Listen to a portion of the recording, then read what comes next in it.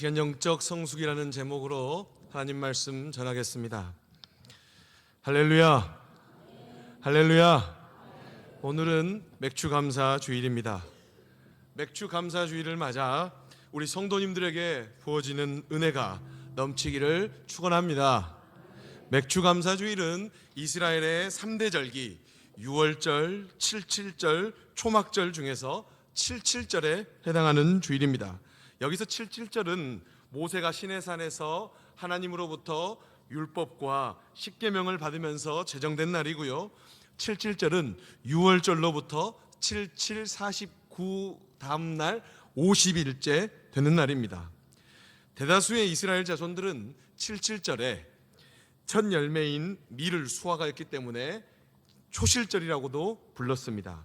이 칠칠절 초실절이 신약 시대로 와서 오순절로 불리게 되었습니다. 이러한 교회의 절기, 칠칠절, 초실절, 오순절 같은 말이에요. 이러한 교회의 절기가 우리 대한민국 교회에서는 밀 대신 보리를 추수하는 시기와 같기에 맥주절이 되었습니다. 그래서 우리 교회를 포함한 대다수의 대한민국 교회에서는 7월 첫째 주를 맥주 감사주일 예배로 드립니다. 이 맥주 감사주일에 다시 한번 부어주신 은혜가 넘치기를 축원합니다.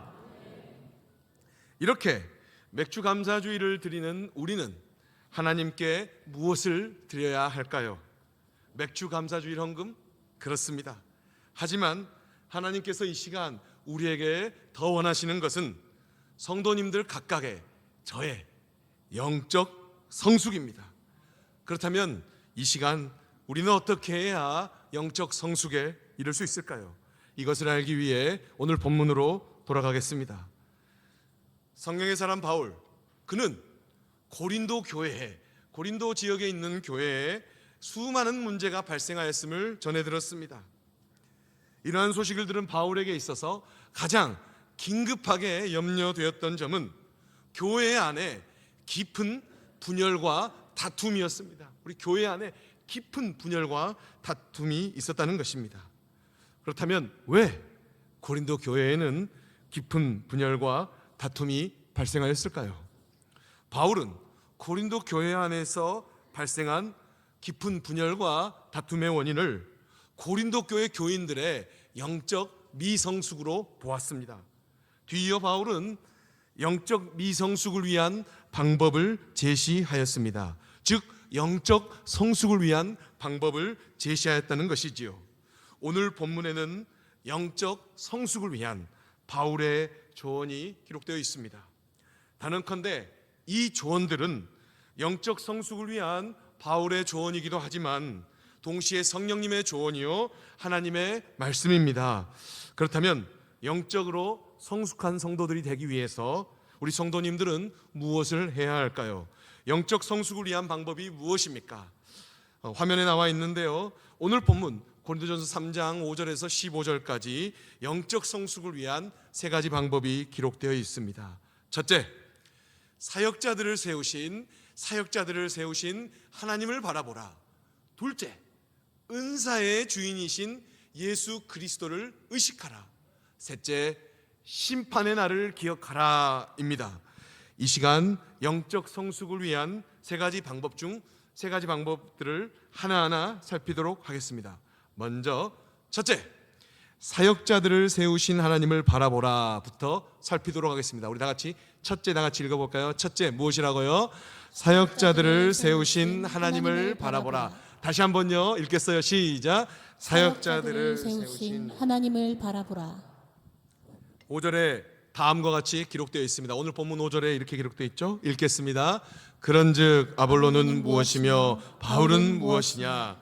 그들은 주께서 각각 주신 대로 너희로 하여금 믿게 한 사역자들이니라. 아멘. 이와 같은 말씀에도 불구하고 고린도 교회 성도들은 교회의 지도자들을 각각 사용하시는 하나님을 보지 못하고 교회의 지도자들을 깊이 바라보았습니다. 교회의 지도자 중 누구를 지지하는가에 따라 교회가 나누어졌습니다. 바울파, 아볼로파, 게바 즉 베드로파, 또 마지막에는 그리스도파까지 있었어요. 고린도 교회가 4개파로 나눠졌는데 바울파, 아볼로파, 게바파, 그리스도파로 나눠져 있었습니다. 그중 고린도 교회에서 영향력이 있는 두 파는 바로 바울파와 아볼로파였습니다.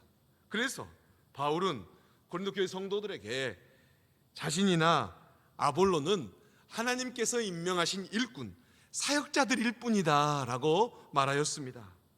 뒤이은 말씀을 살피면요, 바울 자신은 성도들에게 복음의 진리를 심었으며 아볼로는 복음의 진리가 담긴 성도들을 잘 가르쳤습니다.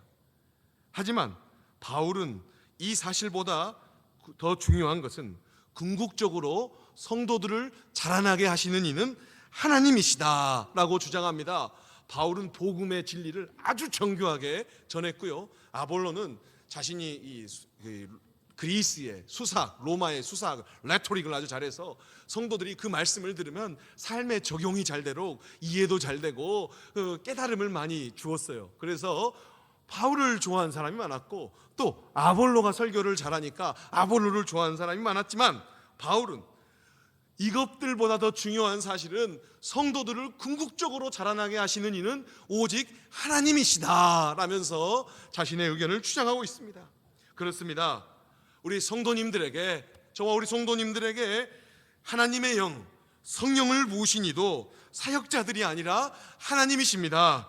그래서 성도들은 바울과 아볼로를 보면서 그들을 판단하는 것, 그들을 하나님처럼 추종하는 것이 아니라 그 사역자들, 바울과 아볼로를 주장하시는 하나님을 바라보아야 했습니다.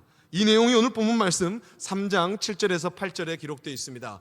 우리 한 목소리로 읽어볼까요? 읽겠습니다. 그런즉 심는 이나 물 주는 이는 아무것도 아니로되 오직 자라게 하시는 이는 하나님뿐이니라. 심는 이와 물 주는 이는 한 가지이나 각각 자기가 일한 대로 자기의 상을 받으리라. 아멘. 사역자들을 궁극적으로 판단하시는 이는 하나님이십니다.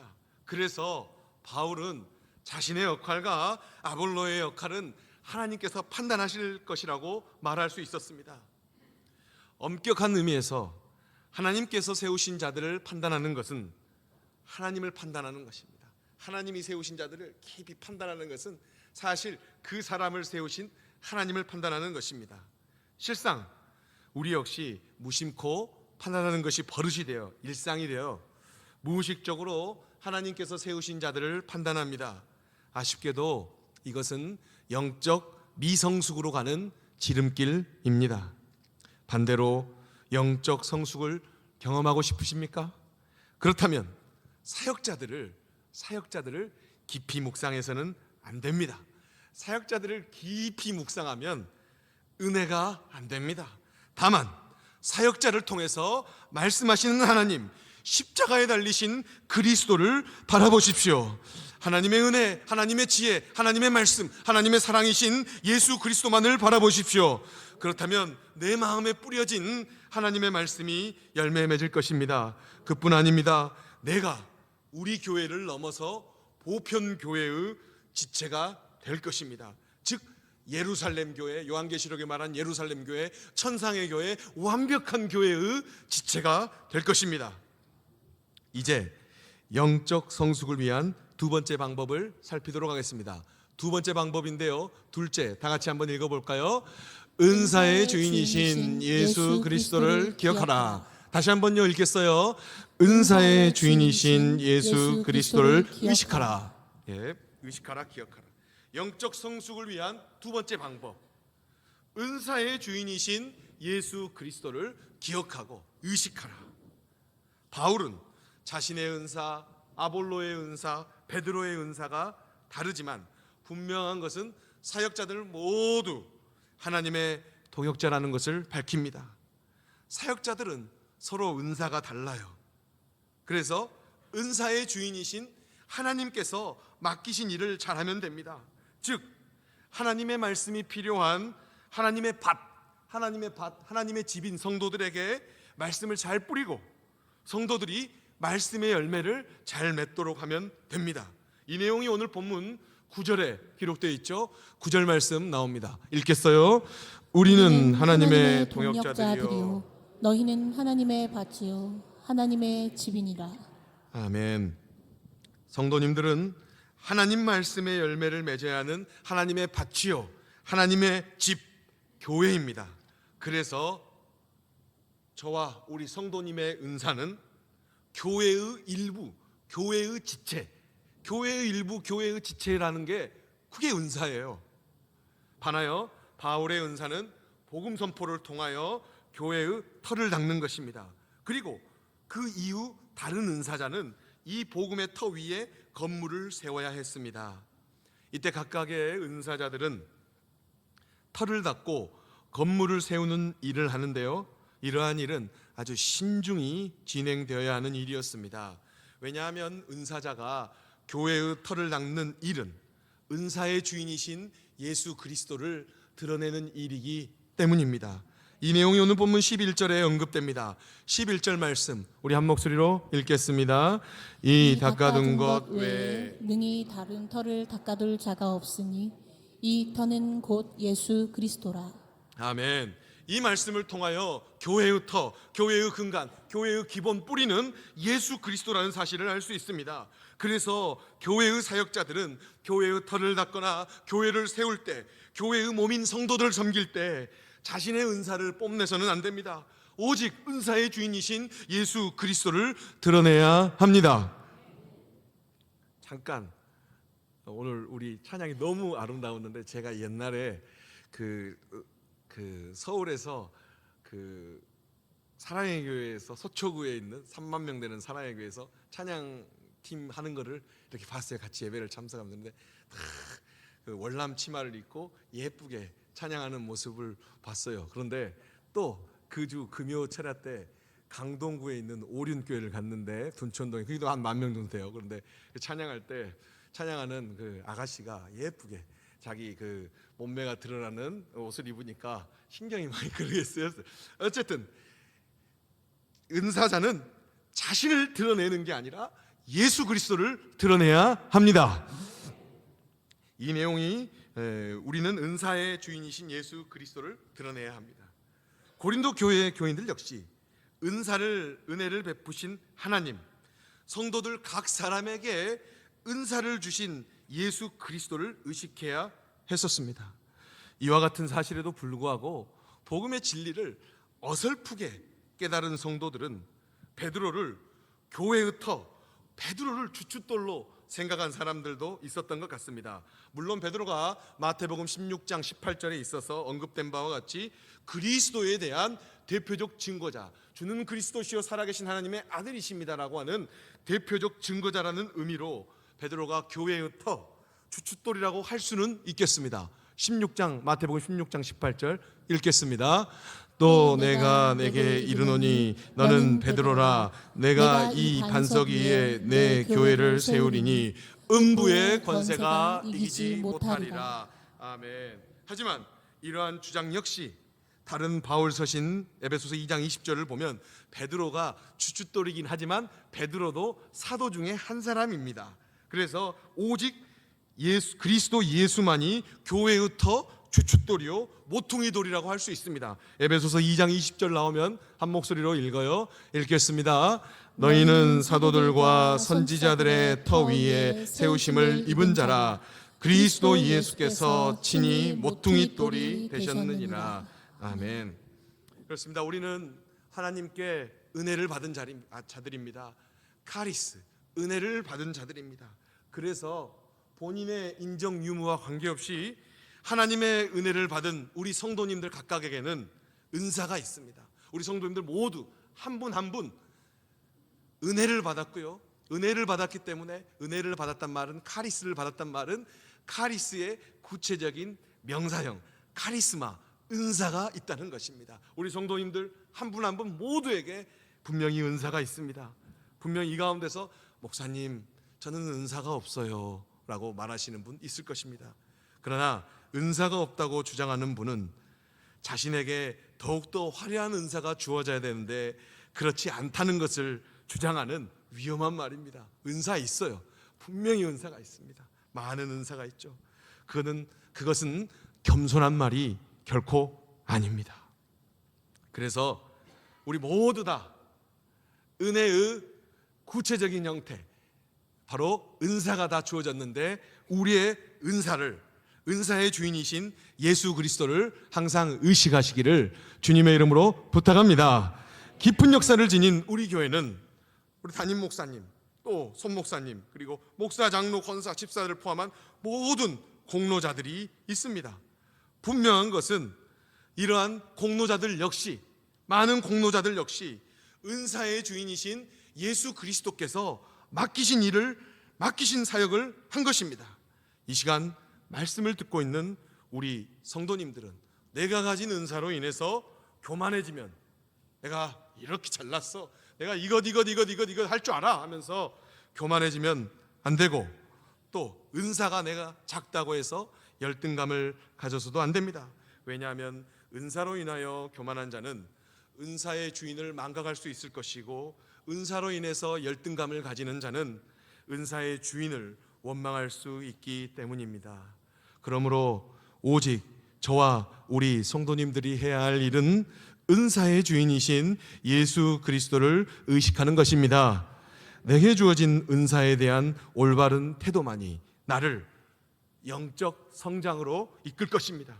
이제 영적 성숙을 위한 세 번째 방법을 살피도록 하겠습니다. 세 번째 방법 무엇이죠? 읽겠어요. 심판의 날을 기억하라. 다시 한번요. 심판의 날을 기억하라. 영적 성숙을 위한 세 번째 방법, 심판의 날을 기억하라입니다. 이것은 자신에게 주어진 은사와 관계없이 우리 모든 성도님들께서 명심해야 할 말씀입니다. 그 이유가 무엇입니까? 바로 우리 모두에게는 두 번째 사망, 계시록 21장 8절에 나온 두 번째 사망과 관련이 있는 심판의 날이 있기 때문입니다. 우리 첫 번째 죽음, 우리 죽을 수밖에 없어요. 우린 죽음에 걸린 존재자고, 시간이 지나면, 때가 되면 우리의 몸은 다 흙으로 돼요. 흙으로 안 되기 위해서 우리가 신앙생활 하는 게 아니라 더 무서운 사망, 두 번째 사망, 영원한 심판, 영원한 죽음, 바로 이러한 날과 관련이 있는 심판의 날이 있기 때문입니다. 계시록 21장 8절 말씀 우리 한 목소리를 읽어볼까요? 읽겠습니다. 그러나 두려워하는 자들과 믿지 아니하는 자들과 흉악한 자들과 살인자들과 음행하는 자들과 점순가들과 우상 숭배하는 자들과 거짓말하는 모든 자들은 불과 유황으로 타는 못에 던져지리니 이것이 둘째 사망이라. 아멘. 둘째 사망, 이게 바로 우리에게 중요한 문제 아닙니까? 그 심판의 날은 우리가 그리스도의 몸된 교회를 어떻게 섬겼는가가 드러나는 날입니다. 우리가 어떻게 교회를 세워갔는가가 드러나는 날입니다. 사람들은 눈에 보이는 대로 평가할지 모르겠습니다. 우리 목사님 훌륭하십니다. 우리 장로님 정말 훌륭하시고 헌신하고 대단하십니다. 우리 권사님, 집사님 열정적이고 대단합니다. 우리는 이렇게 평가할지 모르겠습니다. 하지만 종말의 완성의 날, 우리의 은사의 주인이신 그리스도, 하나님 보좌 우편에 앉으신 어린 양께서 심판주로 오시는 날에는 우리 사역의 열매가 드러납니다. 우리는 사람은 속일 수 있어요. 이 혀로 막 속이잖아요. 우리는 사람은 속일 수 있습니다. 하지만 심판주 앞에서는 속일 수 없습니다. 심판주이신 어린 양은 우리 사역의 모든 과정, 사역의 영혼의 깊은 곳까지 모두 다 아시기 때문입니다. 오늘 본문 12절 13절에 이러한 내용이 기록되어 있습니다. 읽겠습니다. 만일 누구든지 금이나 은이나 보석이나 나무나 풀이나 짚으로 이 터 위에 세우면 각 사람의 공적이 나타날 터인데 그날이 공적을 밝히니 이는 불로 나타내고 그 불이 각 사람의 공적이 어떠한 것을 시험할 것임이라. 아멘. 우리가 읽은 말씀에 기록된 바와 같이 우리의 은사의 주인이시며 동시에 심판주이신 그리스도께서 심판날에 불로써 우리가 사역 열심히 했어요. 그런데 그리스도께서 이 사역을 불로써 한번 달아보신답니다. 그때 누구든지 불시험을 통과하면 상을 받을 것이요, 그 은사의 결과가 그냥 불시험을 통과하지 못하고 바스러지고 사라지면 겨우 어렵사리 구원을 받을 것입니다. 어쩌면 그래서 우리의 삶에 임하는 불시험, 여러분들 불화살이 여러분에게 다가오면 저만 그런가요? 불시험이 불화살이 다가오면 우리의 온몸을 태우잖아요. 물이 70% 돼 있는 우리의 몸이 그냥 다 타버리잖아요. 바로 이 불시험, 이 하나님께서 미리 우리에게 불시험을 주시는데요, 우리의 삶에 때때로 임하는 불시험은 다 이때를 준비하기 위함이 아닐까 합니다. 물론 말씀을 순종해야 하는 성도님들보다 말씀을 전하는 사역자들에게는 그 책임을 더 많이 물으실 것입니다. 그래서 말씀 야고보서 3장 1절은 선생된 자가 더 큰 심판을 받을 것이라고 말씀하고 있습니다. 야고보서 3장 1절 읽겠습니다. 네, 형제들아, 너희는 선생된 우리가 더 큰 심판을 받을 줄 알고 선생이 많이 되지 말라. 아멘. 우리는 영적 성숙을 위해서 우리의 인생을 자랑하면 안 됩니다. 우리의 육신을 자랑하면 안 됩니다. 우리는 내일 일을 모릅니다. 심판의 날이 언제 임할지도 모릅니다. 하지만 여러 말씀을 통하여 또 우리의 영적 감각을 통하여 마지막 날이 가까웠음을 알 수 있습니다. 심판의 날, 우리의 은사의 주인이시고 심판주이신 예수 그리스도께서 우리의 은사의 열매, 우리 사역의 결과를 어떻게 보실까요? 매일매일 우리 삶의 고민은 바로 이것이라야 합니다. 예수 그리스도께서 나를, 내 사역을 어떻게 보실까? 이렇게 심판의 날을 의식하는 성도들은 영적 성장이 뒤따르지 않을 수 없습니다. 우리는 오늘 본문 말씀을 통하여 영적 성숙을 위한 세 가지 방법을 살폈습니다. 그 세 가지 방법은 첫째, 사역자들을 세우신 하나님을 바라보라. 둘째, 은사의 주인이신 예수 그리스도를 의식하라. 셋째, 심판의 날을 기억하라입니다. 우리 다시 한번, 첫째 무엇이라고요? 사역자들을 세우신 하나님을 바라보라. 둘째, 은사의 주인이신 예수 그리스도를 의식하라. 셋째, 심판의 날을 기억하라 입니다. 오늘 이 시간 우리 성도님들이 오늘 살핀 이 세 가지 방법을 순종한다면 저와 우리 성도님들은 분명히 영적 성숙을 경험하게 될 것입니다. 이러한 영적 성숙이야말로 맥주 감사 주일 예배를 드리고 있는 우리가 하나님을 영화롭게 하고 영원토록 그분을 즐거워하는 일일 것입니다. 맥주 감사 주일에 영적 성장을 드리는 우리 성도님들 되시기를 주님의 이름으로 부탁하고 축원합니다. 기도하겠습니다.